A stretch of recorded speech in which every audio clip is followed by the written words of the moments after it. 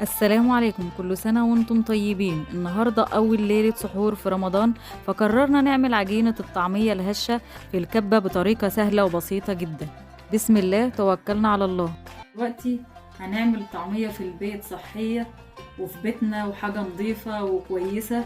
دلوقتي نجيب كيلو فول مدشوش متنقي وحباته تكون كويسة ونضيفة معانا. بعد كده هنجيب مية نشطفه.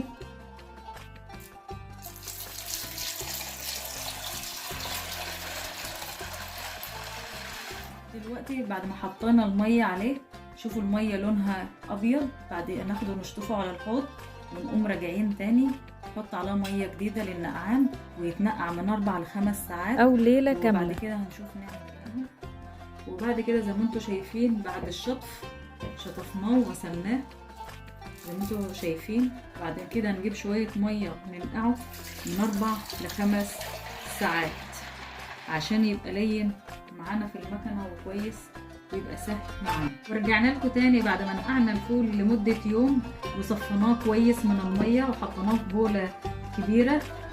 ومعانا بعد كده حزمتين كرات او مصري زي ما بتسموه، بس مغسول بالميه والخل علشان بيبقى فيه طين وكده نبقى ضامنين اللي هو نضيف وكويس معانا.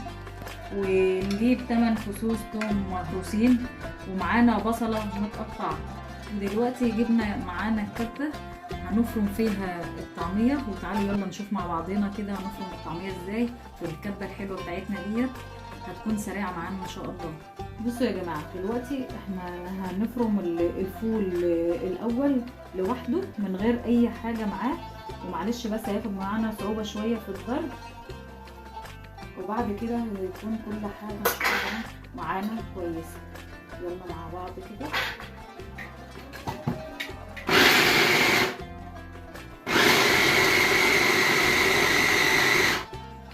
بعد كده هنفضي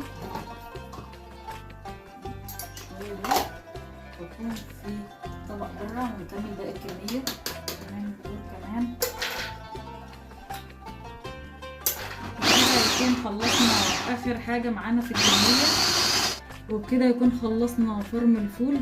هو طبعا هو خشن شويه، لكن هنحط شويه شويه في الكبه ونضيف على المصري زي ما احنا هنشوف دلوقتي هينعم اكتر من كده كمان معانا. يلا بينا نعمل شويه بشويه.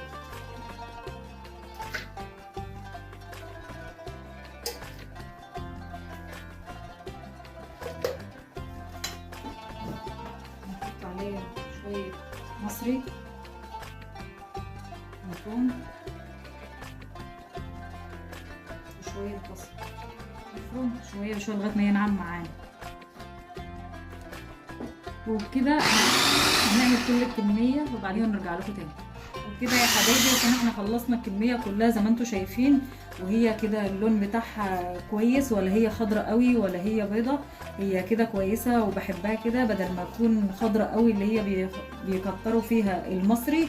بس اللي بيكتروا فيها المصري بتعمل ميه ونيجي نقلي الطعميه بتبقى فشه ومش هتبقى كويسه معانا، لكن اللون كده كويس. وكده يا حبايبي احنا كده خلصنا الكميه معانا.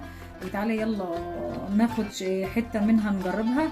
زي ما انتوا شايفين كده، انتوا شايفين لونها كويس اهوت ما شاء الله.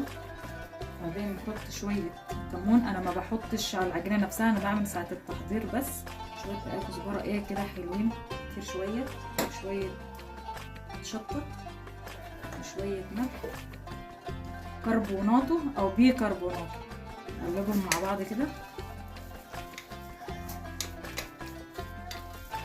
هنا بتبقى جاهزه معانا للقلي. وتعالوا يلا نجرب العجينه اللي احنا عملناها مع بعض. وجبت سمسم عشان اقلب الطعميه، بيبقى جميله جدا وبيديلها شكل كويس جدا. ومعانا هنا محضرين طبق فيه منديل عشان نطلع الطعميه عليه. تعالوا يلا نجرب مع بعض كده.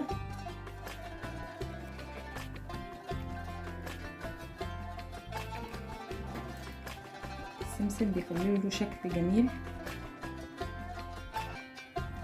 نحطها بالزيت، وعلشان تعرفوا للعجينه كويسه ما فشتش او عملت حاجه في الزيت، يبقى كده عجينتنا ناجحه 100% ما شاء الله. حلوه في الزيت ولا فشت ولا عملت اي حاجه في الزيت، يبقى كده عجينتها ممتازه وناجحه. ويا ريت تجربوها وتكتبوا لي في التعليقات وتدعوا لي دعوة حلوة كده. نخلص بقى الكمية اللي معايا.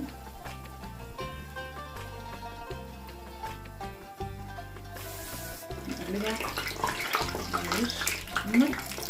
واو جميلة والله، تحفة تحفة، وجربوها هتعجبكم بالطريقة دي قوي. شوفوا يا جماعة من حلاوة الطعمية والحلاوة العجينة بتاعتها، واللي هي كده ناجحة وممتازة. طعمية نافخة وجميلة اهي قدامكم، وما فشتش ولا اي حاجة، ما شاء الله ما شاء الله. حمرها جميل كده وكل سنة بقى وانتوا طيبين. سفرة رمضان ما بتخلاش من الطعمية والفول ولمتنا الحلوة، وكل سنة وانتوا طيبين. نكون مجهزين طبق عليه منديل. الله على حلاوة الطعمية بتاعتنا.